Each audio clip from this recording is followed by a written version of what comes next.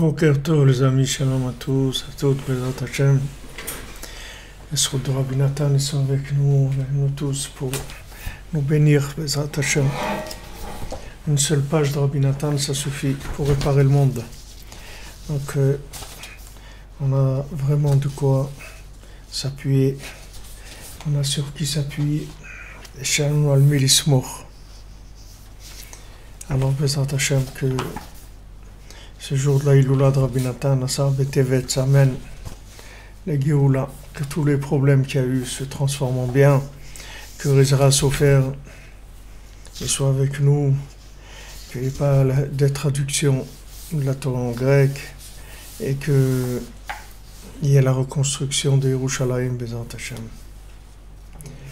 Alors hier, on était dans notre Torah 54, et dans le Likutei Halachot, et on avait vu que la réparation, en fait, elle vient de la simcha, que la simcha, c'est la joie, c'est ce qui va permettre de faire le tri entre un souffle positif et un souffle négatif, qui est la tristesse. La tristesse, c'est le souffle négatif. Et cette tristesse, elle part grâce au chant, c'est-à-dire à cette mélodie du berger, la mélodie du tzaddik, et aussi la mélodie donc de chacun, puisque chacun sa mélodie, c'est le chant de son âme, et c'est ça qu'il doit trouver. Maintenant, sinon, c'est Adzvut Ruach, c'est un souffle négatif. En fait, ce qui amène le bon œil ou le mauvais œil, en fait, c'est un souffle, c'est comme un envoûtement. C'est comme un envoûtement. On peut être envoûté par quelque chose de positif, ou on peut être envoûté par un souffle qui est négatif. Donc la vision des choses, c'est le résultat d'un souffle qui est en nous. Maintenant, pour arriver à être envoûté par le souffle positif, il faut de la simcha. Il faut de la simcha, il faut savoir que déjà, Baruch Hashem, on a une neshama, on a une âme, et on est dans ce monde-là, et pour réaliser les projets de cette âme, et que on va y arriver, puisque Rabbi Nachman, il a dit, j'ai déjà fini, j'ai terminé, je vais terminer, et ça c'est valable pour chacun, pour chacune d'entre nous. Dès que Rabbi Nachman, il va terminer avec nous, puisqu'il a garanti que tout celui qui se rapproche de lui, il ne reviendra plus jamais dans ce monde, et il sera entièrement réparé. Donc, si vous voulez, il y a de quoi avoir cette simcha là. de se dire, voilà, Baruch Hashem, ça a mis du temps, mais j'ai trouvé le berger qui est, qui est capable de me réparer avec son nigun, avec son chant. Qui est akli itasfut haruach, parce que maintenant dans le récipient, c'est-à-dire dans l'instrument de musique, il y a des dans la caisse de résonance, il y a des souffles qui rentrent dedans, il y a des vents qui soufflent à l'intérieur, comme dans la harpe de David. Il y a le souffle le vent du nord qui souffle à Chatzot dans dans la harpe de David. Maintenant, quand il y a un trou dans la caisse de résonance, alors il ne peut pas jouer parce que le souffle il va sortir par ce trou-là. Parce que quand il y a un trou, alors ce trou-là, ça représente la folie qui va sortir par ce trou-là. À ce moment-là, comme il est écrit, si maintenant le souffle il s'en va, alors il va retourner dans sa terre. C'est-à-dire que maintenant, si quelqu'un il a perdu le chant qui est ce souffle positif, alors il retourne vers la terre, c'est-à-dire il retourne vers les choses qui sont des choses de ce monde, dans la logique de ce monde et dans la consommation de ce monde. Il n'y a pas tellement si vous voulez, d'autres possibilités.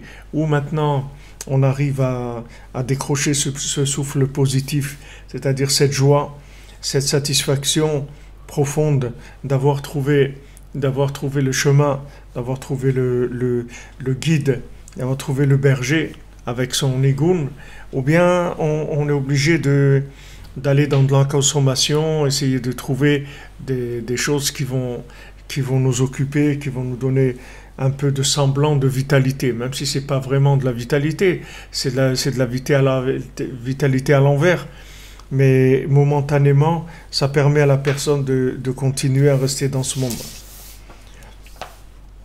Alors, donc Rabbi Nathan nous fait, comme toujours, une petite introduction en rapport avec la Torah 54, et maintenant il va nous parler de ce qu'il voulait nous parler, c'est-à-dire du premier-né, que quand on a le premier-né d'un animal, on doit le donner au Kohen.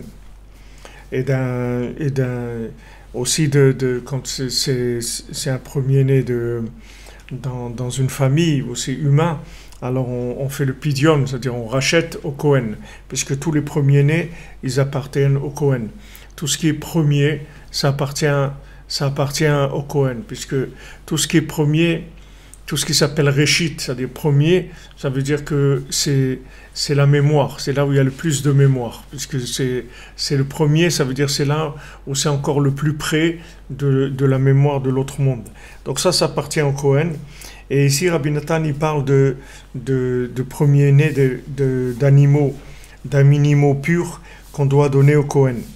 Mitzvat Bechor, שצריכים לתנו לכהן, כי הבכור הוא ראשית Prinat Da'at, chez Prinat Zikaron Anal. Rabbi Nathan lui dit le Bechor, c'est-à-dire le premier-né, c'est le Réchit, c'est-à-dire c'est le début. Comme on a dit, Bet Réchit, il y a deux Réchit. Il y a le Réchit d'avant, il y a le Réchit d'après. C'est-à-dire il y a le début avant que ça commence, et il y a le début quand ça a commencé. Il y a la préparation au commencement, et il y a quand ça commence. Alors quand c'est dans la préparation du commencement, alors tout est parfait, puisque maintenant on est dans la préparation. Donc dans la préparation, c'est extraordinaire, puisqu'on peut mettre tous les éléments qu'on veut mettre, puisqu'on se trouve dans la préparation. Mais une fois que maintenant ça a commencé, alors il va y avoir tous les éléments qui vont venir et se greffer pour avoir un tikkun. C'est-à-dire, tant qu'on se trouve dans le début, alors il n'y a pas de réparation. Encore, on ne peut pas parler de réparation puisqu'on n'est pas rentré dans l'imaginaire de ce monde. Mais dès qu'on rentre dans l'imaginaire de ce monde, alors ça commence, c'est là où les véritables problèmes commencent, c'est-à-dire les véritables solutions aussi. Alors, dans tout, c'est comme ça. Par exemple, le mariage. Avant que le mariage il commence, alors c'est extraordinaire. C'est-à-dire, un- un jeune homme, il rencontre une jeune fille, il parle que de belles choses extraordinaires, et c'est beau, c'est plein d'enthousiasme, de choses merveilleuses, c'est un rêve, c'est quelque chose d'extraordinaire. Quand on commence maintenant le mariage, après le mariage, c'est-à-dire qu'on commence le deuxième réchit, c'est-à-dire le réchit, le début de l'action, de la construction, c'est là où commence à venir les midot, c'est-à-dire les mesures de chacun, et on voit que celui-là il est paresseux, elle est nerveuse, et les trucs, ça commence à sortir, toutes les midot, elles commencent à sortir. Mais c'est là où ça commence la réalité, c'est-à-dire avant c'est pas de la réalité, c'est juste le premier réchit, c'est-à-dire c'est le début qui est avant la création. Mais le début maintenant qui vient, quand les choses elles commencent à être créées, à se mettre en place, c'est autre chose. Quand on dit tout c'est Hachem, alors c'est bien, c'est tout Echad, mais il y a tout c'est Hachem, il y a tout, quand tu vas dire tout c'est Hachem, après que tu sois passé par toute la création et que tu dis tout c'est Hachem, à ce moment-là, ça veut dire quelque chose. Mais sinon, c'est Stam, c'est pas comme elle rapporte à Naël dans le livre. Alors elle rapporte celui qui a étudié la Torah. Alors il a été étudier la Torah pendant des années et des années. Ses parents ils se sont sacrifiés pour qu'il puisse étudier la Torah. Alors quand il est revenu après des années de yeshiva, son père il a fait un grand banquet, il a invité tous les gens de la communauté. Il a demandé à son fils, voilà, fais-nous un discours. Alors il dit, Bereshit bara Elokim et hashamayim et haaretz. Au commencement, Hachem il a créé le ciel et la terre. Alors le père il a honte et tout, il dit qu'est-ce que c'est ce discours-là, voilà, même ta petite sœur de 3 ans, elle sait, il lui demande alors qu'est-ce qui a créé le ciel et la terre. Alors la petite aussi elle dit Bereshit bara Elokim et hashamayim et haaretz. Au commencement Hachem lui a créé le ciel et la terre. Alors le fils il répond à son père, il dit regarde, elle le dit, mais moi je le sais, c'est pas la même chose. C'est-à-dire que moi maintenant, qu'est-ce que j'ai appris? J'ai appris qu'Hachem, il a créé le ciel et la terre. C'est-à-dire que maintenant que je suis passé par l'humain et l'animal et le végétal et le minéral et tout ce qui a été créé sur terre, maintenant je sais que Hachem Echad ou Shmo Echad. Maintenant je sais qu'Hachem il est Echad. Mais si avant que je commence, je dis Hachem il est Echad, Echad de quoi? Pour dire que Hachem il est Echad, il faut qu'il y ait une possibilité de faire Avodazara, de dire de vers deux. Alors à ce moment-là, ça a quelque chose. Il y a Hachem Echad, c'est-à-dire le nom d'Hachem dans l'essence, et le nom d'Hachem qu'on reconnaît dans les manifestations de ce monde. Quand maintenant j'ai un problème de Parnassa, alors je sais que c'est Hachem. Alors là, ça s'appelle la reconnaissance d'Hachem dans la matière. C'est-à-dire quand j'ai un problème de Shalom Bayit, je sais que c'est Hachem. Quand j'arrive pas à me marier, je sais que c'est Hachem. Quand j'arrive pas à avoir des enfants, je sais que c'est Hachem. Quand j'arrive à me marier, je sais que c'est Hachem. Quand j'arrive à avoir des enfants, je sais que c'est Hachem. Quand du Shalom Bayit, je sais que c'est Hachem. Quand j'ai la santé, je sais que c'est Hachem. Mais ça, c'est quand on arrive à connecter les choses qu'on est en train de vivre. Alors ça s'appelle le Réchit, le deuxième Réchit. C'est-à-dire quand on ramène les choses à Echad. Mais quand maintenant c'est Echad dans l'essence, alors il n'y a rien eu encore, c'est rien passé. Donc Rabbeinu dit que tout dépend tout dépend du commencement. C'est-à-dire dans le commencement, il va y avoir tout qui va être mis en place. Parce que tant qu'on est dans le commencement, alors il y a toute la mémoire. Et elle est là. C'est-à-dire elle est évidente. 2 personnes qui se rendent compte, et voilà maintenant, ils veulent se marier, ils veulent construire ensemble, etc. C'est magnifique. Toute la mémoire de tout ce qu'ils ont de bien, elle est là, elle est évidente. Elle est évidente. Tout est extraordinaire. Maintenant, on commence à construire. Alors, on commence à utiliser un peu la logique de ce monde. On commence à vivre un peu à l'horizontale, c'est-à-dire avec les éléments de manipulation des choses. Et là, ça commence les problèmes. Là, ça commence les problèmes, c'est-à-dire ça commence des interprétations, et voilà, ça et ça. Et chaque raisonnement, en fait, chaque raisonnement, chaque constatation qui est faite par un raisonnement, elle fait oublier la mémoire. Elle fait oublier la mémoire. C'est ça le problème, c'est que chaque raisonnement, il vient faire oublier la mémoire. Chaque analyse, elle fait oublier la mémoire. C'est pour ça que les tzadikim, les tzadikim, eux, ils oublient tout. Rabbi Nachman, il dit voilà, dès qu'il a compris quelque chose, alors tout de suite, il efface de sa mémoire, tout de suite, de la mémoire de maintenant. Parce que si maintenant il garde ça dans sa mémoire, alors ça va lui créer une façon de vivre qui va lui donner une projection. Rabbeinu, il dit, regarde, si tu étais tout seul dans le monde, imagine-toi que tu serais tout seul sur une île, que tu vis sur une île tout seul, que il y a personne avec toi, il n'y a pas de télé, il n'y a pas rien du tout. Et il dit, c'est sûr que tu vas te rapprocher d'Hachem. Parce que c'est naturel de se rapprocher d'Hachem. C'est quelque chose de naturel. Pourquoi maintenant les gens s'éloignent d'Hachem? Parce que ils ont des projections dans leur tête. Ils ont enregistré des images qui sont soit des images de choses qui sont déjà faites, soit des images de théories, de compréhension, etc. Et ça, après, ils essayent de le projeter dans leur vie. Mais quand maintenant tu vis avec de la projection d'un principe qui a été enregistré, cette projection-là, elle n'a aucun rapport avec la réalité. Elle n'a aucun rapport. La réalité de ce monde, ce n'est pas les projections de ce que tu as dans ta tête. La réalité de ce monde, elle est là. Si maintenant il fait jour, maintenant tu peux avoir des projections de la nuit dans ta tête, il va quand même faire jour. C'est-à-dire il y a une réalité dans ce monde. C'est-à-dire que maintenant tu as dans ta tête des trucs, voilà à quoi doit ressembler ma femme, voilà à quoi il doit ressembler mon mari. Mais d'où ça vient cette projection-là? D'où tu sais à quoi il doit ressembler? Tu as vu ton zivouk dans l'autre monde?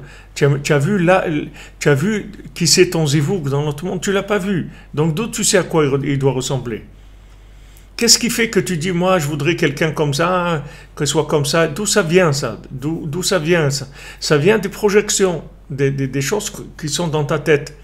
On t'a mis des scénarios dans ta tête. Ces scénarios-là, maintenant, tu essayes de les vivre. OK? Alors maintenant, le tzaddik, lui, au niveau où il est, il sait que maintenant, il n'y a pas que si maintenant il garde des compréhensions, même les compréhensions du tzaddik, qui sont des compréhensions qui sont entièrement de la vérité, c'est-à-dire la vérité 100% du Emet Lamito, qui vient d'un niveau extraordinaire. Voilà, comme vous dites, ça vient d'Hollywood. D'où ça vient? Ça vient d'Hollywood, c'est tout. Alors il y a Hollywood et Hollywood en français, qu'est-ce que ça veut dire? Ça veut dire la forêt qui est sainte, la forêt Kadosh. Alors si tu vas dans la forêt, tu vas faire Hitbo des doutes. Alors tu vas être dans le Hollywood, tu vas être dans la forêt qui est sainte, tu vas être dans le film qui est la réalité d'Hachem. Et si tu vas pas dans la forêt, si tu veux pas faire Hitbo des doutes, alors tu vas être dans le film de celui-là qui a écrit, un fou, il a écrit un film, ok. Et ce film-là, il te le rentre dans la tête, et après tu commences à vivre ce film.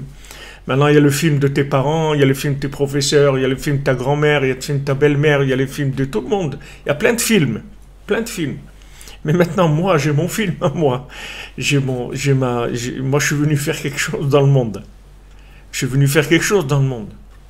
Moshe Rabbeinu, c'est pas Macron, c'est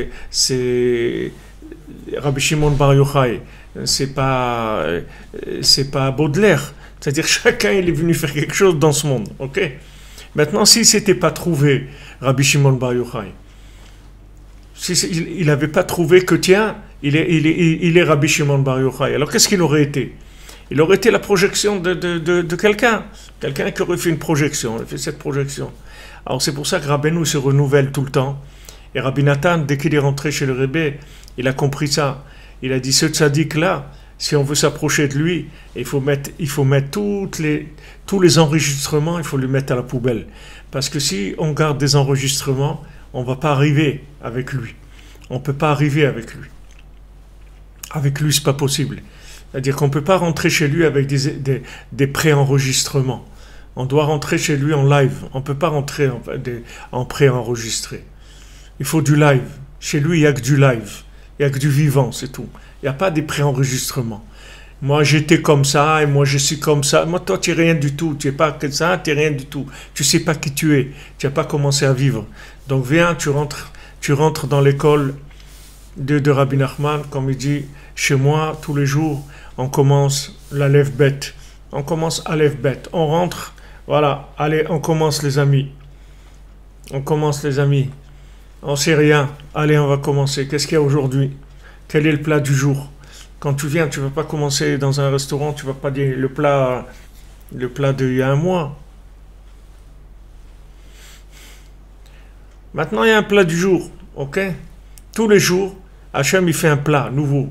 Hachem, il est mechadesh bechol yom tamid maaseh bereshit. Tous les jours, Hachem, il recrée tout le monde entier. Tout le monde entier. Il est recréé chaque jour. Donc, c'est nouveau. Il y a quelque chose de nouveau. Qu'est-ce qui t'empêche de voir ce qui est nouveau? C'est qu'il y a des films dans ta tête. Alors tu projettes ça et tu vis avec ça. Ok? Il y a quelqu'un, une fois Rav Levi Yitzhak, il y a quelqu'un qui l'embêtait comme ça et se disputait à la synagogue. Tout parce que Rav Levi Yitzhak, il était très clair dans ce qu'il disait.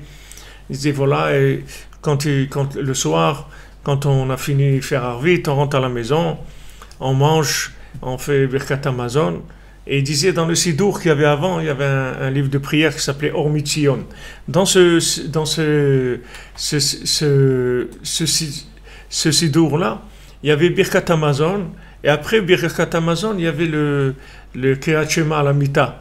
Alors il dit, voyez, regardez le Sidour, comment il a fait. On rentre à la maison, on mange, on fait Birkat Hamazon, et après tout de suite, il y a Kriyat Shema à la Mita pour aller dormir. Après, on va dormir. Alors des gens, ils étaient en colère, ils disaient, mais quoi? Alors ça veut dire que toutes les yeshivot qui étudient la nuit, ça veut dire que c'est quoi ça, etc. Alors le Yitzhak, il regardait même pas, il ne s'occupait pas de ça, il dit, voilà, ça c'est Rabbeinu, c'est tout. Le reste, raconte ce que tu veux. Il y a Hollywood, il y en a partout, il y a même dans la Torah, Hollywood. Il y a Hollywood, il y a de tout dans la Torah. Hollywood, il est dans la Torah aussi. Il y a partout. Ok, alors voilà, fais ce que tu veux. Alors il était en colère, il criait sur Rav Levi Yitzhak, tout ça. Alors, une fois, il est venu lui dire à Rav Levi Yitzhak, ouais, vous avez dit ça l'autre fois, un truc et tout. Rav Levi Yitzhak lui a dit, avec tous les chatzot qui sont passés sur toi, c'est resté encore dans ton cœur et dans ta tête, ça.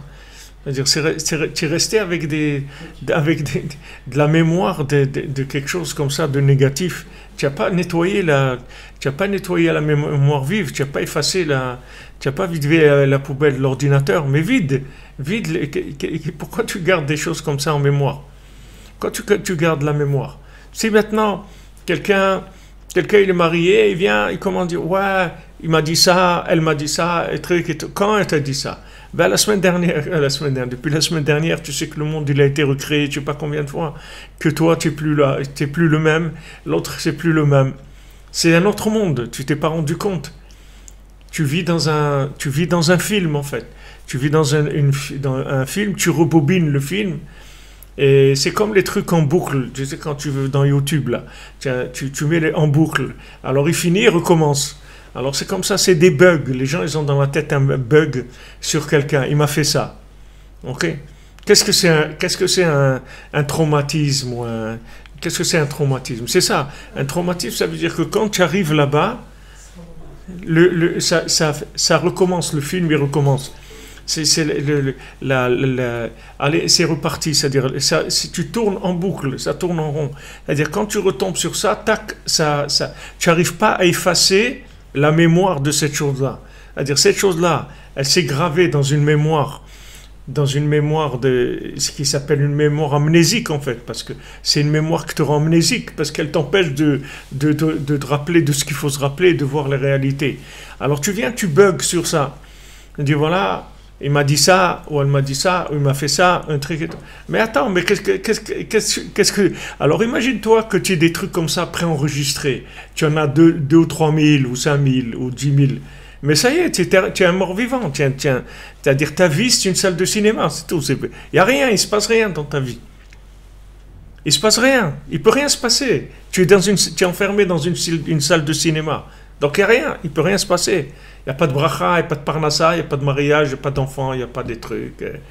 Voilà, des gens ils bug depuis l'âge de 18 ans, maintenant ils ont 50 ans, et voilà, ils sont dans le même bug tout le temps. Tac, ça revient, sans arrêt, sans arrêt. Et à chaque fois qu'ils s'approchent de cette chose-là, ça repart. Ça repart sur la mémoire qui est préenregistrée. Donc tout ça, il faut l'effacer. Si tu n'effaces pas tout ça, tu ne peux pas vivre.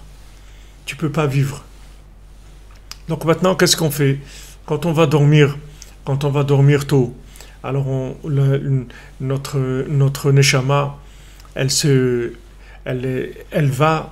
monte et on efface toute la mémoire vive. C'est ça la qualité du sommeil. Qu'est-ce qui s'appelle la qualité du sommeil? Pourquoi les gens ils parlent d'un sommeil qui a de la qualité à un sommeil qui n'a pas de qualité? Pourquoi, quand je dors, quelle est la qualité du sommeil? Pourquoi il y a une qualité dans le sommeil? Parce que quand tu dors dans les premières heures de la nuit, c'est pas comme quand tu dors dans les deuxièmes heures de la nuit. Quand tu dors dans les 6 heures qui sont avant Chatzot, ta neshama elle monte et il y a un renouvellement extraordinaire qui se passe. C'est-à-dire on t'efface toutes les choses que tu as enregistrées dans la journée. On t'efface tout de manière que quand tu te lèves, tu sois complètement nouveau, tu sois renouvelé. Tu attaques la vie avec des découvertes, avec la connexion à Hachem. Voyons voir qu'est-ce qu'Hachem il m'envoie aujourd'hui comme message, qu'est-ce qu'il veut me dire à travers ça. On voit Rabbi Nathan dans Yemé Moharanat, la vie de Rabbi Nathan, je ne sais pas s'ils l'ont traduite en français, mais en tout cas, la vie de Rabbi Nathan, c'est extraordinaire de voir comment il vivait, comment chaque chose, il la faisait toujours en connexion avec Hachem. Il faisait tout, il cherchait tout le temps, à travers tout ce qu'il voyait, il cherchait que des indications d'Hachem. Quand il voulait aller en Eretz Israël, combien d'années ça lui a pris pour aller en Eretz Israël?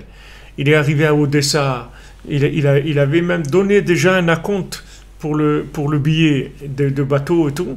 Et en fin de compte, après, il est reparti. Il n'a pas été. Et comme ça, après, il est revenu. Et comme ça lui a pris des années jusqu'à qu'il était en Eretz Israël. Jusqu'à qu'à un moment, ça s'est ouvert. Et il devait faire un voyage, aller voir les filles de Rabbeinu. Ça faisait 2 ans qu'il ne les avait pas vues. Alors, il a été à Krimichuk pour voir Sarah, la fille de Rabbeinu. Et après, là-bas, il y avait quelqu'un qui avait une charrette. Je ne sais pas comment ça marchait avant, mais ça avait l'air de... Je ne sais pas, les gens, ils avaient des charrettes dans certaines directions. Bon, ils prenaient quelqu'un avec eux, ils pouvaient emmener quelqu'un avec eux. Alors, là-bas, c'est ce monsieur-là qui était avec Rabbi Nathan, qui était à Kreminchuk. Il allait à Nikolaïev, dans une autre ville. Et après, de Nikolaïev, c'était plus près pour aller à Odessa. Alors Rabbi Nathan, il a vu et il a parlé avec lui, il a dit ouais, pas de problème, je te prends à Nikolaïev et trucs. Alors il était content, Rabbi Nathan, il a passé Shabbat là-bas, à Kremenchuk et tout, il dit maintenant je vais aller à Nikolaïev et tout. Après Motzei Shabbat, l'autre il a changé, il s'est dit ah non, je vais plus aller, ça y est, je dois pas aller là-bas, je dois faire autre chose, etc. Alors Rabbi Nathan, il était cassé parce qu'il n'avait pas les moyens de payer jusqu'à là-bas, c'était loin, ça coûtait cher. Alors il était cassé, truc, et après il y a quelqu'un d'autre qui est venu, ça s'est réouvert, et comme ça, c'est-à-dire ça passait tout par un côté et après un autre. C'est-à-dire que il voulait aller, il disait ah ça y est, Hachem il m'a envoyé, bon Hachem je vais, et l'autre il annule le voyage. Oh là là, il se dit c'est pas croyable, truc, allez en avant, il était reparti, et il était triste, il dit là-bas des fois, il était cassé complètement, il était cassé, il n'en pouvait plus de ces trucs-là. Après ça se rouvrait, ça remonte. Comme ça il est arrivé à Odessa. Après Odessa là-bas, les gens ils l'ont invité, il a passé un Shabbat avec des gens, Et il dit là-bas, les gens là-bas, ils parlaient des divrei Torah, de bêtises. Il dit des bêtises, ils racontaient que des bêtises, il dit Rabbi Nathan. Il dit, je savais même pas comment placer un mot dans leurs bêtises. Je cherchais comment je vais placer un mot dans ces bêtises-là pour les sortir un peu de ces bêtises qu'ils sont en train de raconter. Ils sont en train de raconter des bêtises. Alors Rabbi Nathan, comment il cherche à rentrer dans leur discussion. Il attend qu'il y ait une ouverture pour rentrer. À un moment, il parle de la paradouma, il parle de la vache rousse. Alors Rabbi Nathan, il rentre là-bas et le monsieur chez qui il était invité, il dit « Ouais, l'an dernier, quelqu'un il est venu. » Et il a fait tout un discours sur la vache rousse et il commence à dire, alors Rabbi Nathan, il commence à raconter des bêtises, des paroles de Torah, de n'importe quoi. Et Rabbi Nathan, il les supporte tout ça, il attend une ouverture. Mais on voit qu'il est dans une lutte permanente parce qu'il est dans quelque chose de vivant, il n'est pas de quelque chose de mort. C'est quelque chose, il est là, il est sur le terrain tout le temps. Il n'est pas dans un bureau en train de faire de la projection d'urbanisme. Il n'est pas en train de faire que de la projection. Il est là, sur le terrain, en train de voir ce qui se passe et en train d'avancer par rapport à ce qui est en train de se passer. Et c'est comme ça que Rabbi Nathan, il a vécu tout le temps. C'est ça le message de Rabbi Nathan. C'est ça que Rabbi Nathan il nous a laissé. Qu'est-ce que Rabbi Nathan il nous a laissé? C'est qu'il a compris que d'être la lune, c'est plus grand que d'être un soleil. Il vaut mieux être la lune de Rabbeinu que d'être le soleil de n'importe quoi. N'importe quel soleil que tu pourras être, tu pourras jamais arriver au milliardième d'un point de lunaire par rapport à Rabbeinu. C'est-à-dire que par le fait que tu jettes ta compréhension et tu fabriques ton esprit avec la Torah de Rabbeinu, tu dis, moi je sais rien. De toute façon, regarde, tout ce que je sais, ça vient d'où? J'ai appris ça de qui? D'autres gens, oui. C'est pas moi. Je suis pas né avec la science infuse. Je suis né, je savais rien. Ils m'ont appris à parler, ils m'ont appris Vercingétorix, ils m'ont appris les Gaulois, ils m'ont appris qu'il y avait Claude François, ils m'ont appris qu'il y avait Truc, qu'il y avait le général de Gaulle, ils m'ont appris qu'il y a eu la guerre d'Algérie, ils m'ont appris qu'il y a eu ça. Ok, très bien. Voilà ce qui. Alors maintenant c'est ça, c'est-à-dire moi, c'est tout ça. Tout ce que ce mot. Alors moi maintenant qu'est-ce que je vais faire? Tout ce qu'ils m'ont appris, tout ça je le jette. Maintenant je vais prendre quelque chose de vrai, c'est tout. Moi maintenant je vais fabriquer ma tête avec ce que Rabbi Nachman dit, c'est tout. Le reste ça m'intéresse pas. J'ai le droit, non? Puisque de toute façon tout ce que vous savez tous, vous l'avez copié de quelqu'un, d'accord? Alors maintenant moi je vais copier de Rabbi Nachman, c'est-à-dire c'est ça que je vais rentrer dans ma tête. Et une fois que je vais rentrer 1, 2, 3 000, 10 000, 20 000 trucs, je vais faire l'écouter en moral une fois, 2 fois, 10 fois, 20 fois, trucs. Ça, j'ai les sirotes, les trucs, les sipurim, tout ça, je vais rentrer tout ça dans ma tête. Après, je vais devenir la projection du tzaddik, à mon niveau, c'est tout. À mon niveau, je vais devenir la projection du tzaddik, c'est-à-dire je vais vivre, je vais être un petit Rabbi Nachman, c'est-à-dire Rabbi Nachman en lunaire. C'est-à-dire, je vais être une petite projection de Rabbi Nachman d'après mon âme, d'après mes capacités. Je vais devenir C'est ça que Rabbi Nachman il a dit. Je veux que vous soyez des tzadikim kamoni mamash. Je veux que vous soyez des tzadikim comme moi. Maintenant, vous croyez que quelqu'un, il va devenir un tzaddik comme Rabbi Nachman. C'est pas qu'il va devenir un tzaddik comme Rabbi Nachman. C'est-à-dire que maintenant, quand il va vivre avec les enseignants de Rabbi Nachman, c'est-à-dire il va construire sa salle de cinéma avec ce que Rabbi Nachman il lui a dit, alors ça y est, il va être dans télé-réalité. Il va se trouver dans télé, mais réalité. Pas télé du cinéma. Il va se trouver dans télé-réalité, dans la réalité de maintenant. De toute façon, tu peux pas attraper la science infuse. Tu vas pas attraper la connaissance de l'autre monde en étant dans ce monde. C'est impossible. Il faut que tu sois un des 7 mendiants pour ça. Et on est loin d'être des 7 mendiants. Les 7 mendiants, c'est tous des gens, ils n'avaient rien du tout. Ils étaient complètement à l'envers. C'est pour ça qu'ils sont arrivés. Pourquoi ils voyaient d'un bout du monde jusqu'à l'autre? Parce qu'il était aveugle. Pourquoi, quand il parlait, il pouvait envoyer des paroles à l'autre bout du monde? Parce qu'il était muet. C'est-à-dire tout celui qui... pourquoi il entendait des choses extraordinaires? Parce qu'il était sourd. C'est-à-dire que tout ce qui paraissait dans ce monde-là à l'envers, c'était ça qui lui a donné sa grandeur. Donc il apparaissait comme un mendiant et comme un handicapé dans le domaine dans lequel il était le plus fort. Pourquoi? Parce que comme il est handicapé à l'horizontale, il devient un génie au vertical. Puisque maintenant, à l'horizontale, il est handicapé. C'est-à-dire, dans ce monde-là, il est handicapé. Il dit, non, moi, je ne veux pas apprendre. Je ne veux pas aller à l'école. Mais quoi, tu ne veux pas apprendre? Tu vas rester un idiot? Comme quelqu'un, il a envoyé un message, je ne sais pas de qui, Camus ou je ne sais pas qui. Il a dit, l'école, elle vous apprend à vivre dans un monde qui n'existe pas. C'est comme quelqu'un, il a suivi une formation pendant 10 ans. On lui dit, voilà, tu vas aller dans un pays là-bas, et donc voilà, on va t'apprendre comment ça marche. Alors pendant 10 ans, il suit des études et tout. Après, il va à l'agence de voyage pour acheter un billet pour ce pays. Il dit répétez, quel pays? Alors il dit, non, mais il n'existe pas ce pays. Il dit, mais attendez, moi j'ai 10 ans, j'ai appris comment on fait pour vivre dans ce pays. Il dit, on est désolé, ce pays-là, il n'existe pas. Alors c'est pareil, quelqu'un il va à l'école, on lui apprend des choses. Après, quand il sort dans la vie, il voit que tout ce qu'on lui a appris, ça ne sert à rien pour vivre. C'est-à-dire qu'il a que des problèmes. Il n'arrive pas à résoudre ces trucs. Quelqu'un il a appris la mécanique, d'accord? Maintenant, il est rentré dans un bureau, il a appris la mécanique, dans une école, on lui a appris la mécanique et tout. Mais on lui a appris la mécanique d'une voiture qui n'existe plus depuis 50 ans déjà. Alors maintenant, il vient pour chercher du travail, il ne trouve pas de travail. Parce que lui dit, moi je suis un spécialiste de telle voiture. Il dit, monsieur, cette voiture, ça fait déjà 50 ans qu'on ne fabrique plus. Donc c'est dommage. C'est-à-dire que ce n'est pas adapté à la vie du tout. Ce n'est pas des connaissances qui sont adaptées à la vie. Rabbi Nachman nous apprend des choses qui sont adaptées à la vie et à notre vie. Ce n'est pas stam à la vie comme ça. À notre vie personnelle. Quelque chose qui est sur mesure pour chacun, pour chacune, pour qu'ils puissent vivre en connexion avec Hachem. C'est ça que Rabbi Nachman il nous apprend. La chose la plus grande qu'il a eu Rabbi Nathan, d'où il a su, tout ce qu'il a su, c'est parce qu'il avait du bitoul à Rabbeinu.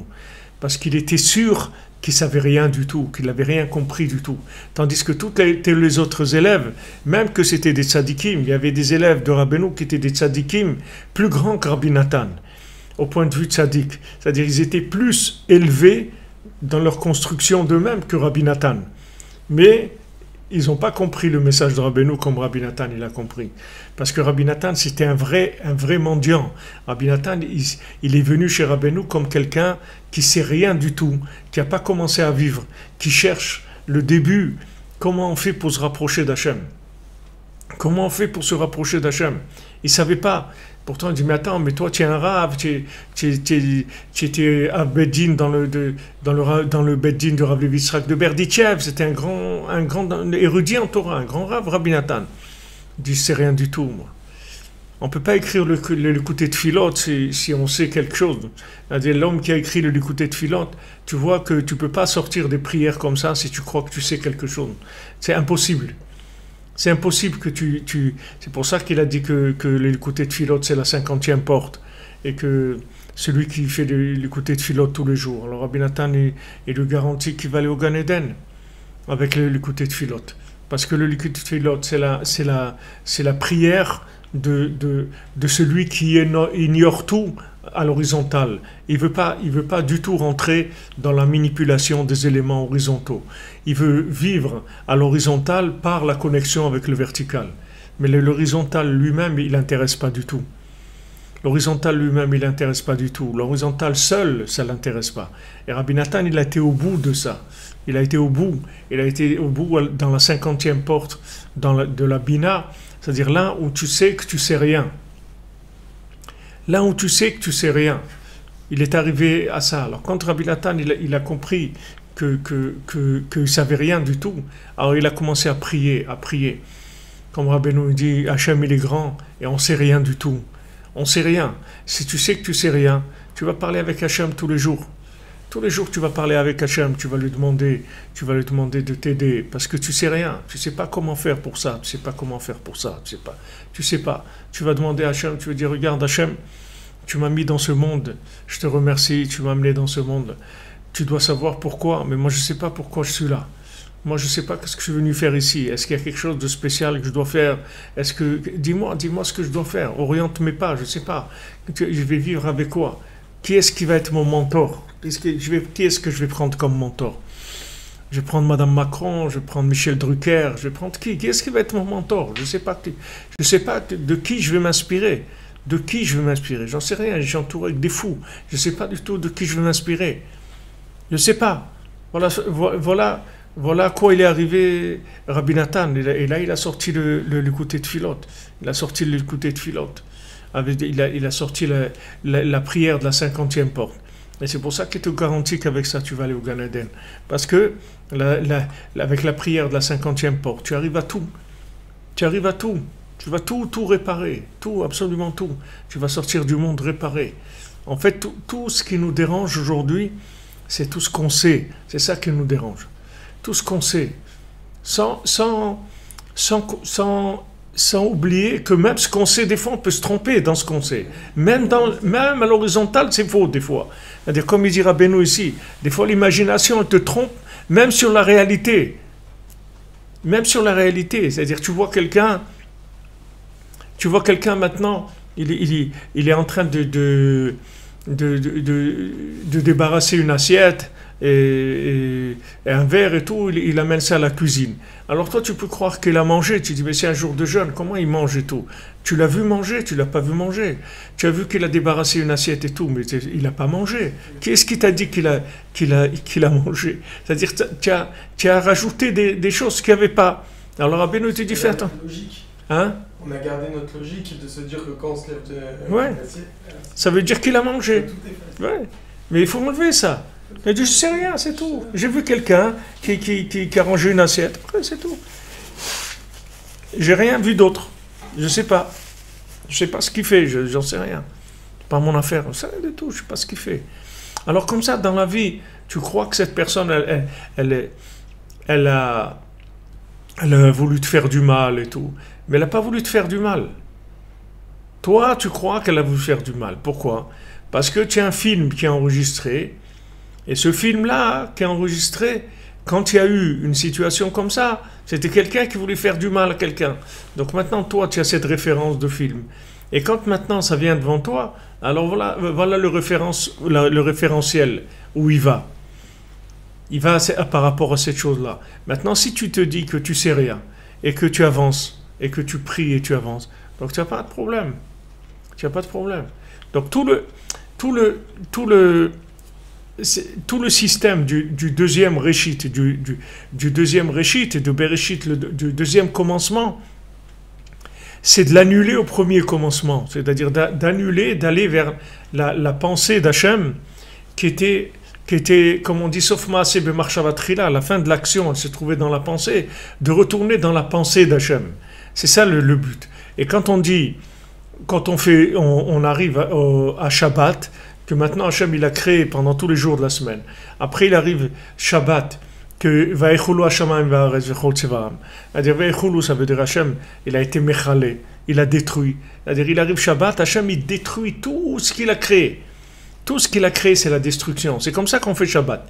On ne peut pas faire Shabbat si on amène des choses construites dans le Shabbat. Shabbat, c'est le renouvellement total. C'est-à-dire on annule tout. On ne sait rien. On ne sait rien. Maintenant, on va rentrer dans la vision de l'autre monde. On va retourner dans le premier commencement, avant le commencement de la création. Donc, toutes les semaines, il y a ce cycle-là qui se fait. Il y a dimanche, lundi, chaque jour de la semaine. On arrive vendredi, on se prépare à décoller. Voilà, on rentre dans Shabbat. Ça y est, on est sorti du monde complètement. On va dans l'autre monde, on se renouvelle et on revient après dans l'action. On retourne dans la pensée et on revient dans l'action. Et ça, on fait ça toutes les semaines, c'est comme ça. Alors Rabbeinu il disait de faire ça tous les jours, de faire avec Ratzot et Bodedut, tu fais ça tous les jours. C'est-à-dire tous les jours tu sors de ta façon de voir les choses, de ta façon de vivre, tu sors de tout ça et tu vas te connecter pendant 1 heure à Hachem, tu vas te connecter à l'autre monde, tu vas te connecter à ton âme, et tu vas recevoir ce Ruach HaKodesh là, puisque Rabbeinu dit que quand tu vas faire Hidboedou, tout ce que tu dis, c'est du Ruach HaKodesh. Tout ce que tu dis, c'est du souffle divin. Parce qu'en fait, le fait que maintenant tu te connectes à Hachem, tu vas parler avec lui, en fait, c'est lui qui va parler en toi. C'est-à-dire, c'est lui-même qui va te donner les paroles pour que tu parles. Et c'est tout du souffle divin. Donc à ce moment-là, tu vas te renouveler complètement. Rabbeinu dit, quand tu reviens de la Hidboedou, tu dois revoir le monde comme entièrement nouveau. Tu dois effacer tout ce que tu as enregistré comme bug, comme traumatisme, comme choses qui te rendent triste. Il y a des choses, tu vois, qui te rendent triste. Il faut les chasser de ta mémoire.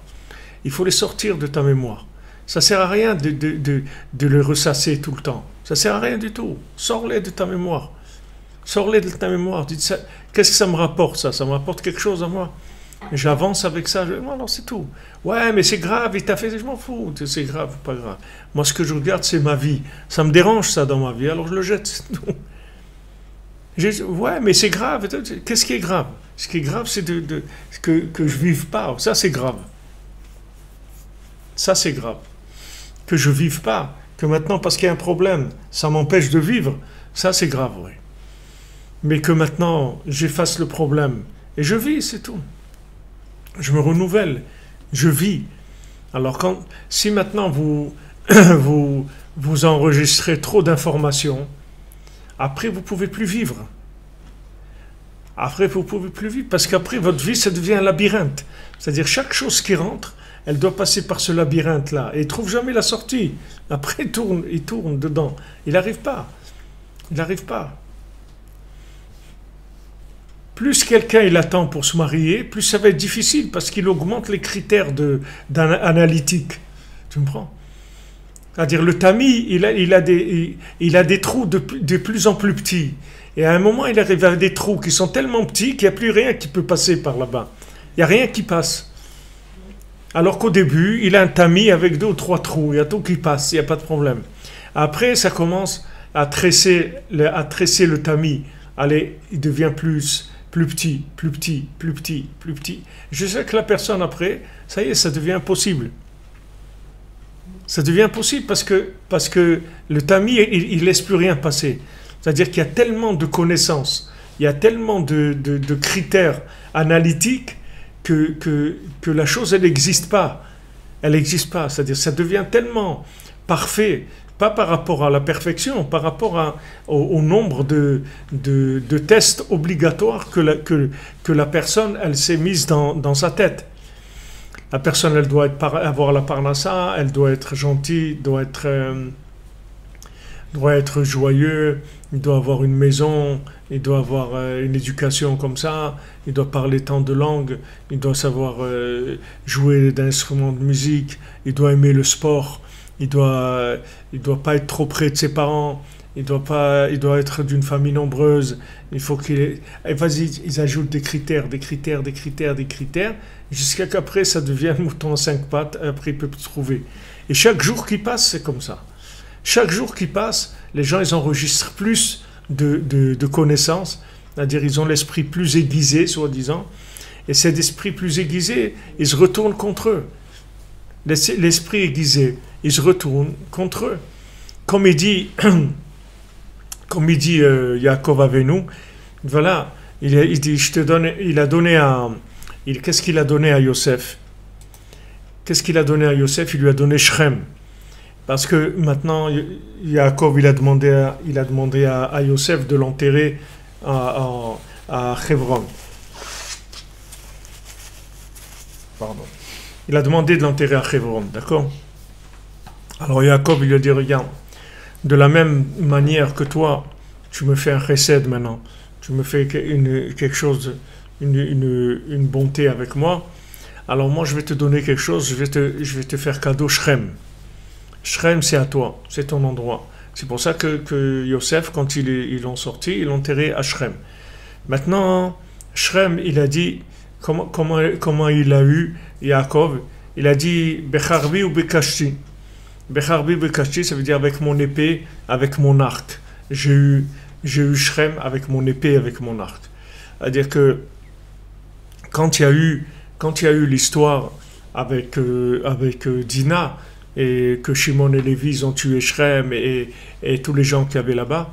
Après, tous les peuples qui avaient autour, ils sont venus attaquer Yaakov et ses enfants et tout. Donc Yaakov, il est sorti, il a fait la guerre avec eux. Et c'est devenu à lui, il a pris Shrem. Alors il a dit, Shrem, je l'ai eu avec Becharbi ou Bekashti. Mais quand il dit Becharbi ou Bekashti, Rachid te dit, c'est pas avec l'épée qu'il a tué les gens. Il a eu avec Bekashti, c'est Bakashati, avec ma prière. Le Kherev, c'est le Kherev de la prière. C'est-à-dire qu'il a prié, il a eu. C'est pas qu'il a fait avec l'épée. Même si maintenant c'est venu dans l'épée, mais c'est pas devenu dans l'épée. C'est pas l'épée qui a décidé, c'est la prière qui a décidé. Maintenant, ça s'est mis dans l'épée, ça aurait pu venir aussi dans une transaction comme Hebron que Abraham il a acheté Hebron. Il n'y a pas eu de guerre, il n'y a rien eu. Il a payé, il a acheté Hebron, bien qu'il voulait lui donner, il n'a pas voulu. Il a dit moi je veux pas de cadeau, voilà combien ça coûte, voilà il a payé. Donc ça aurait pu se passer aussi comme ça. Ça aurait pu se passer. Alors Yaakov Avinu, il a donné ça à Yosef, il lui a donné Shrem. Il a donné que Shrem, Yosef, il a eu ça de plus que ses frères. C'est-à-dire que dans tout l'héritage d'Eretz Israël, Yosef, la tribu de Yosef, elle reçoit comme tout le monde, ça part, mais en plus de tout, elle a Shrem. Shrem, c'est quelque chose qui est spécifique à Yosef. Pourquoi? Parce que Yosef, il s'est occupé de son père, il a été l'enterré à Hebron, donc son père, il lui a donné comme récompense, il lui a donné ça que Shrem, il lui a dit, voilà, cet endroit-là, il est à toi, Yosef, c'est ton endroit. C'est ton endroit. C'est pour ça que quand il a envoyé pour chercher ses frères, il a dit va à Shrem pour voir s'il y a tes frères. Parce que c'est l'endroit où Yosef il avait le pouvoir. Mais lui, quand il a été plus loin, c'est là où ça a commencé les problèmes. Il aurait dû s'arrêter à Shrem et revenir et dire à son père j'ai été à Shrem, je les ai pas trouvés. Ils m'ont dit qu'ils ont été plus loin. Est-ce que tu veux que j'aille ou pas? À ce moment-là, son père, il lui aurait dit quoi faire. Mais lui, il aimait tellement ses frères qu'il a continué et tout. Et ça, c'est ça qui a fait tous les problèmes qu'il y a eu. C'est-à-dire que maintenant, il faut que nos décisions, ce qu'on décide dans notre vie, il faut que ça vienne du vertical. Il ne faut pas que ça vienne de l'horizontal.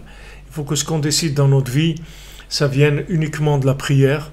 Ou bien, ça peut venir du raisonnement, mais quand il n'y a aucun élément du raisonnement qui vient de nous.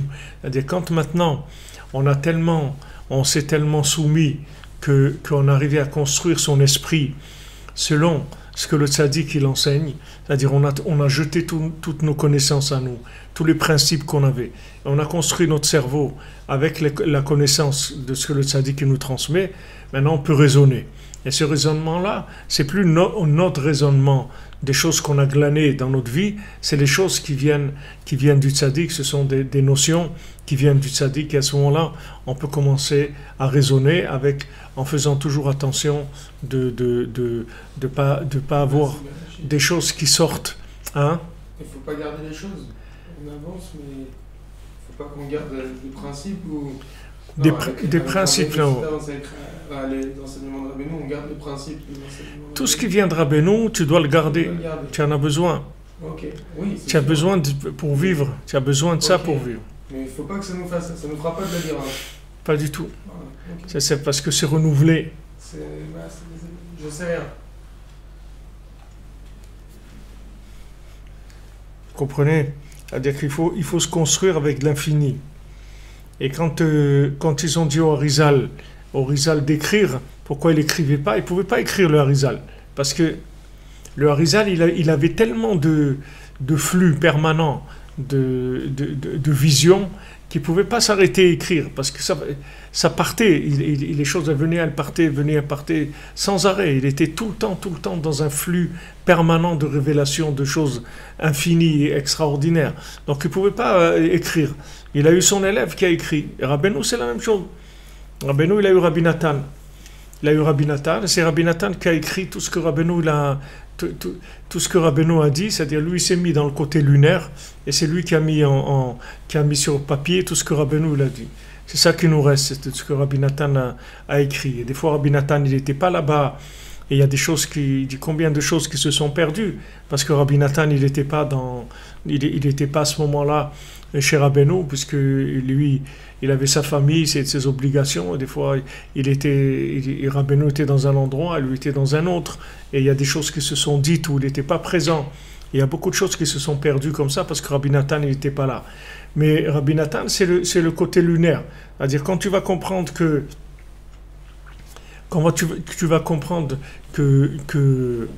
devenir lunaire du tzaddik, c'est plus grand que tout ce qui peut être proposé comme façon de vivre, alors tu vas t'annuler complètement. Quand Rabbeinu dit qu'il faut venir à Ouman à Rosh Hashanah, il faut venir à Ouman à Rosh Hashanah, c'est tout. Il n'y a personne qui peut te dire quelque chose de plus vrai que ça dans le monde. Il n'y a personne qui peut te dire ça, quelque chose de plus vrai que ça. Et si un rab il te dit qu'il ne faut pas venir à Ouman à Rosh Hashanah, il ne faut pas que tu l'écoutes. Il ne faut pas que tu l'écoutes parce que lui, ce qu'il te dit, c'est d'après des interprétations de ce qu'il a compris dans la Torah. Maintenant, Rabbeinu, il vient. Rabbeinu, c'est lui le maître de la génération. Il te dit, voilà, tu dois venir chez moi au Rosh Hashanah. C'est tout. Il n'y a pas besoin de réfléchir. Rabbeinu, il dit, tu te lèves à Chatzot, tu fais des doutes, tu fais Tikkun HaKlali. C'est tout. Ça, c'est Rabbeinu, il te dit, voilà, ça, c'est la base de la vie. Tu viens au Man, tu fais Chatzot, des doutes, Tikkun HaKlali. Le reste, tu t'occupes de rien. T'occupes de rien. Le reste, c'est vie normalement, c'est tout. Vie normalement. Tu veux étudier, tu veux étudier la Gemara, tu veux faire Siyum HaShas, fais Siyum HaShas, tu veux faire Siyum HaShas tous les mois, fais-le. Fais ce que tu veux. Fais ce que tu veux. Tout ce que tu vas faire, c'est très bien. Mais ça, la base, il ne faut pas toucher ça. Parce que si tu touches cette base-là, tu vas partir dans du n'importe quoi. Tu vas partir dans du n'importe quoi, tu vas partir dans du cinéma. Donc Rabbeinu, il a dit comme ça. Il y a des gens comme ça qui venaient à Ouman, après ils ne venaient plus parce qu'il y a un rab qui leur a dit, au Stam, ils ne viennent plus parce qu'ils ont eu un problème avec quelqu'un ou un truc, ou le lit n'était pas confortable, le manger n'était pas truc, ou n'importe quoi, des choses qui sont aberrantes. Rabbeinu, il a dit, il faut venir à Ouman, c'est tout, tu viens, c'est tout, t'occupe pas du reste. Ne réfléchis pas. Tu achètes ton billet, tu viens, c'est tout. D'abord, tu fais ça. Après, tu réfléchis si tu veux. Mais d'abord, tu le fais. Après, tu réfléchis. Ça, c'est la grandeur de Rabbi Nathan. Rabbi Nathan, il avait cette force-là de tout faire comme Rabbeinu il a dit de faire. Tout ce qu'il faisait Rabbi Nathan, c'était tout avec le da'at de Rabbeinu. C'est-à-dire, en fait, sa tête, c'est la tête de Rabbeinu. C'est pas la sienne. C'est pour ça que Nachman Nathan, c'est une seule personne, c'est pas deux. C'est-à-dire, c'est comme un couple, c'est comme un mari et sa femme. Mais en fait, le mari et la femme, c'est une seule personne, c'est pas deux personnes. C'est Adam, ils s'appellent tous les deux Adam. Quand ils sont ensemble, ils s'appellent Adam. Donc, Rabbi Nachman et Rabbi Nathan, c'est une seule personne, en fait. C'est un seul principe. Seulement, d'un côté, il est lunaire, d'un côté, il est solaire. Mais c'est une seule chose, c'est pas deux choses. Mais pourquoi? Parce que Rabbi Nathan, il est venu chez Rabbeinu, et Rabbeinu est venu à Breslev spécialement pour Rabbi Nathan, parce que Rabbi Nathan, il habitait à Nemirov, c'est juste à côté de Breslev. C'est pour ça que Rabbeinu est venu s'installer à Breslev. Parce qu'il a vu la Neshama de Rabbi Nathan, elle était à Nemirov, et c'est Rabbeinu qui est venu le chercher. Il est venu à côté de lui. Rabbeinu, il a vu Rabbi Nathan. Mais Rabbi Nathan, il avait le libre arbitre, où il se soumet ou il ne se soumet pas.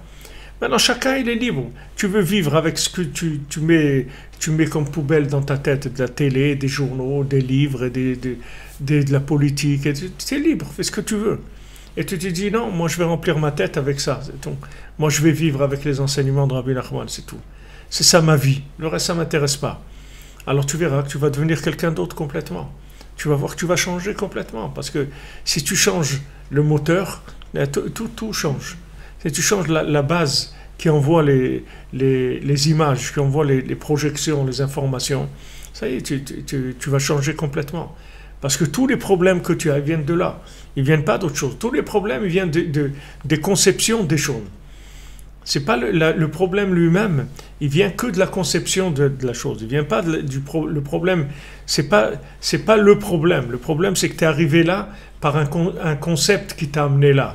Et c'est ça, le poison, il est dans le concept, il n'est pas dans l'action qui a découlé de ça. Donc ce qu'il faut arranger, c'est le concept.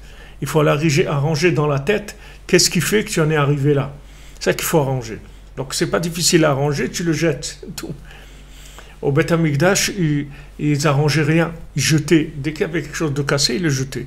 Il n'y avait pas de réparation, on ne réparait rien au Beth Amikdash. Toujours neuf, tout ce qu'ils amenaient, c'était neuf.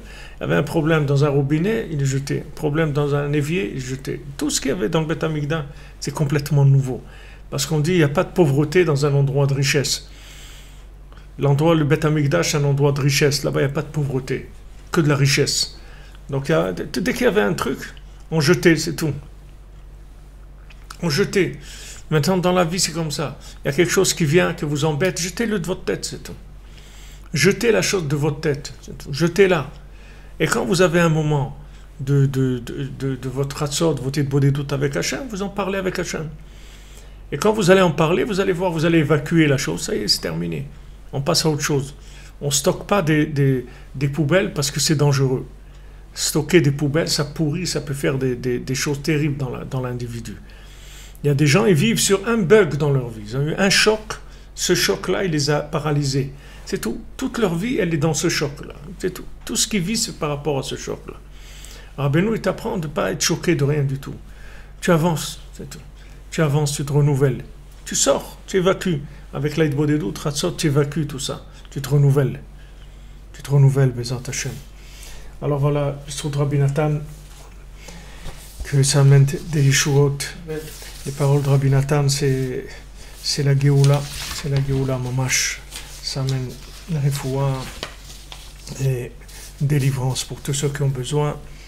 Rav Besançon, Israël Yitzhak Ben Fortuné, David Ben Mesoda Cohen, Laura Esther Chava, Batranea Daniel, Laurent Sultana Batrachel, Olivier Fénichel, Raphaël Ben Kamouna Malka, Daniel Ben-Émilie Darmon, Hama Bat-Esther, Sandrine Bat-Janine, Janine Bat-Églantine, Marion Myriam Bat-Véronique, Zachary Shlomo Ben-Shira, Dvora Kochava Bat-Ilsheva Bat-Sheva, Dvora Bat-Korina Yala, Léana Bat-Mesoda, Léa Bat-Chana, Ruth Bat-Sara, Lior Bat-Sara, Oreida Bat-Rivka, Laura Bat-Jacqueline, Liora Bat-Lisa Esther, Shaili Bat-Sara, Fabien Ben-Suzanne, Sophie Bat-Nadine, Sacha Ben-Sophie, Noah Bat-Sophie, Yosef Ben-Esther, Serachaya Bat-Esther, Ruchama Bat-Esther, Elisha Ben Esther, Léa Bat Esther, Yael Bat Simi, Batsheva Bat Esther, Roselyne Shoshana Bat Liliane, Rachel, Rachamim Ben Ruth, Sipora, Bat Raya Kamra, Keya Bat Rachma, Rebecca Daniel Bat Yvette Esther, Rachel, Shirael Bat Rachel, Shalom Ben Moshe Ben Shabbat, Simon Gershon Bat Israël, Itamar Ben Hélène Dalia, Esther Bat Tata, Jonathan Yehuda Ben Bettina Simcha, Irène Bat Rachel, Simcha Janine, Juliette Bat Jemoun Kochava,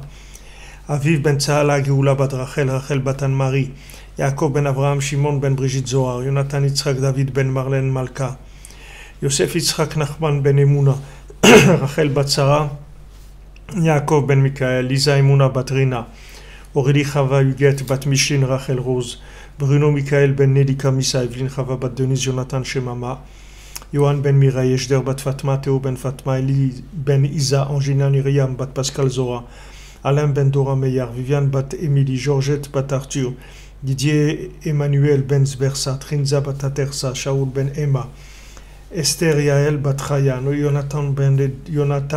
Yohanan Ben Edmond, Yosef Shnior Ben Thérèse Eliaou Ben Chana, Chaim Ben Chaya Miriam, Levana Bat Chaya Miriam, David Ben Chaya Miriam, Chaya Miriam Bat Mesoda, Yaakov Ben Chassiba, Korina Yala Bat Rachel, Devorah Bat Korina Yala, Moshe Ben Sarah, Shmuel Mordechai, Shalom Ben Ruth, Anna Simcha, Zahira Bat Ruth, David Ben Lucien Dvora, Civil Bat Esther, Esther Bat Rassiba, Yvan Alexandre Ben Yehuda, Léa Teila, Ariela Bat Sipora, Moshe David Ben Esther, Francis Ben Irène, David Shlomo Ben Esther Rala, Dina Bat Sarah, Nathalie Shushana Bat Kemuna, Ginette Fanny Sarah, Bat Ren Nenet Sultana, Amram Levi Yitzhak Ben Sarah, Nechama Bat Miriam, Daniel Esther Ben Mouna, Emmanuel Chai ben Martin Chaya, Doron Yitzhak ben Chaya Riba, Shai Bart Claude ben Céline Sarah Juliette, Lucien Dvora bat Rosa, Benjamin ben Lilian Dvora, Chaya Kamra bat Joua, Charles Eliguez, Sharazad bat Rekia, Rekia bat Rekia, Olivier Mangin, Yitzhak ben Edith, Chaya bat Geoula,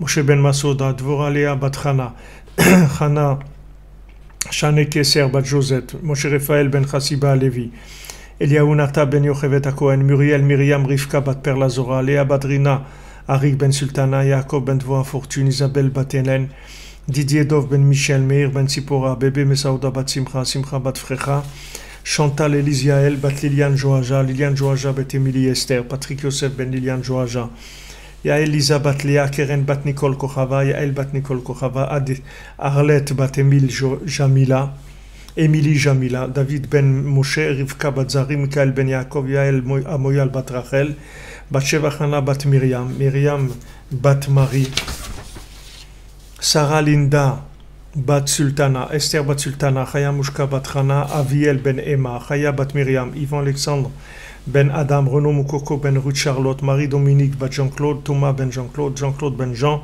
Isaura bat Jean-Yves, Léopold ben Patrick, Jean-Yves ben Jean-Claude, Moshe ben Chava ou ben Chana, Kamuna bat Turquia, Didier Somyanga ben Marie-Lise, Laurent Shlomo ben Sultana, Michael ben Yehudit, Yann David ben Suzy, Sandra Mesodi bat Dvora, Michael ben Mesodi, Chaim Eliezer ben Dvora, Ishaï Tion ben Dvora, Shmuel ben Mesodi Dvora bat Mazal Tov, Benjamin ben Miriam, Dan Yoram Yechia ben Dvora Emanuela, Raphaël Avram Chaim ben Sarayel, bet Rachel Yoav Aramon Raphaël ben Yamna, Dan Shalom Prosper ben Yamna, Shirel Alice bat Yamna, Joan Shoshana bat Corinne Urzala, Aaron Yaakov Raji ben Johanna Shoshana, Sarah bat Johanna Shoshana, Elior Moshe ben Johanna Shoshana, Michael Nathan ben Sylvie Mecha, Liora Rachel bat Elisheva, Shaine Myriam bat Elisheva, Olivier Yosef ben Sylvie Mecha, Perle bat Antoine, Bénédicte Charles Kofi Black, Ben Marthe Moukoko, Nissim Cohen Jonathan ben Marie, Rivka Cohen Jonathan bat Marie, Sonia bat Habiba, Aaron ben Rivka, Mongia bat Julina, Rachel bat Léa, Myriam Bergen, Chaya Batia bat Aïcha, Hélène Pereira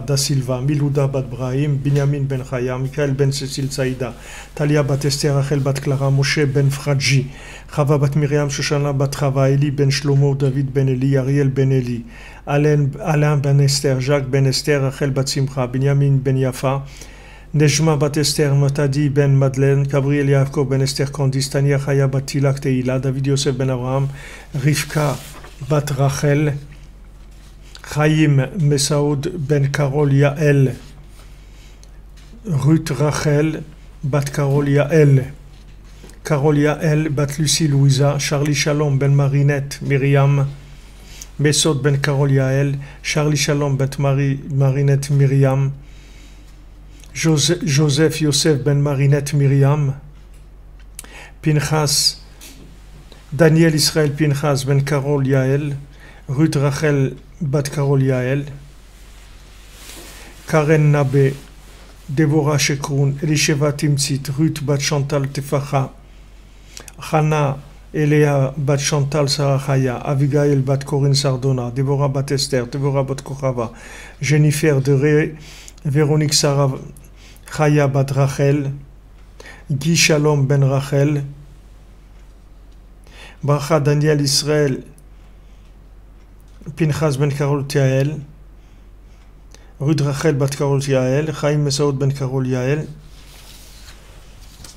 Rachel bat Elsa, Massimo ben Rachel, Claudio ben Pina, Elsa bat Hilda. Et pour l'élévation de l'âme de Hilda bat Maria, Antonio ben Isabel, Esther bat Perla, Chassiba Cohen bat Chana, Chaim Maman ben Simcha, David André Maman ben Chassiba, Moshe Cohen ben Dona, Thierry Michael ben Reuven Alevi, Karen Ruth bat Rina, Mesaouda bat Nina, Alfred ben Shalom, Shalom ben Mesaouda, Rachel bat Dada Bitbol, Moshe ben Aïcha, Shili Rachel bat Lili, Yosef ben Solika, Mazal bat Rachel, Étoile bat Solika, Shimon ben Chaim, Émilie Jamila bat Fachri, Moshe ben Sarah, David ben Lezer Mondel, Joarivet bat Belara, Joseph Chai ben Avraham, Jonathan Chaim Chamouche ben Gabriel, Myriam bat Rachel Shishlomo ben Saouda, Noah bat Esther Atlan, Shmuel Tibi, Simon ben Siti, Israël ben Yosef, Moshe Avraham, Rachmi ben Frej, Aisha bat Jemoun, Maurice Beton ben Shabak Emoun, David ben Yitzhak, Yvette bat Neji, Israël Grisolet, Myriam Janine bat Chava, Sarah bat Sarah Doré, Pessar ben Herman, Albert Avraham, Habib ben Marie Waknin, Francis ben Carmen, Irène bat Rachel, Dviri Yehuda ben Yoav et Rachel Shurak, Muriel Marie Myriam bat Voa Fortuné, Sylvie Léonie Mat Micheline, Elise Estelle, Myriam bat Louise Aziza, Jacques Yaakov ben Avraham, Prosper Messaoud ben Sultana, Jean ben Marcel et Yitzhak ben Frédérica et Litman Gourfinkel, David ben Shlomo, Moshe ben Esther, Maurice Ashkenazi, Marcel Roger ben Marie Maltid, Meir Marvin Mechamusha Cohen, Angèle bat Louise, Yoshua David Hiert, Charmaine Rachel bat Emily, Chaim ben Yaakov, Tikva bat Sultana, Violette Tamad bar Gracia, Rouven ben Sion, Hervé ben Magdeleine, Meir ben Eugène, Nissim ben Mesaouda, Mohamed Ahmed, Girsh ben Mordko, Sipa Batsara, Rivka Batsara, Victor André, Ichia ben Emma, Rouven ben Sion, Moshe ben Zara, Yosef Yitzhak ben Kifi, ben Kelifa Gomara, Jean-Marie Esso ben Andal Lové, Cohen, Jonathan, Jacob ben Fortunis, Marie bat Yosef, Mireille Myriam bat Ida, Shalom ben Esther, Angèle bat Louise, Olivia bat Corinne Ashkenazi, Johanna Simcha bat Dina, Daniel ben Laetitia Yitzhak Amzalag, Régine Rachel bat Yaakov Frima, Isha bat Hana, Yosef Baruch ben Sophia, Arnaud David, Chai ben Arzala Julie, Keren, Ruth bat Rina, Aurel bat Rachel, Shelly Rachel bat Lili. Voilà les amis.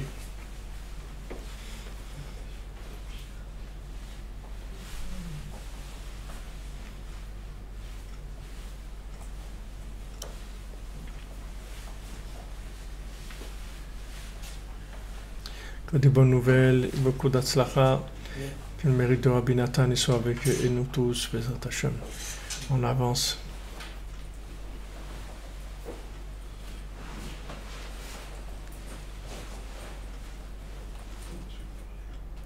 Zivouk pour David ben Sultana Cohen, Zivouk pour Hana bat Sultana Cohen. Merci les amis, à bientôt.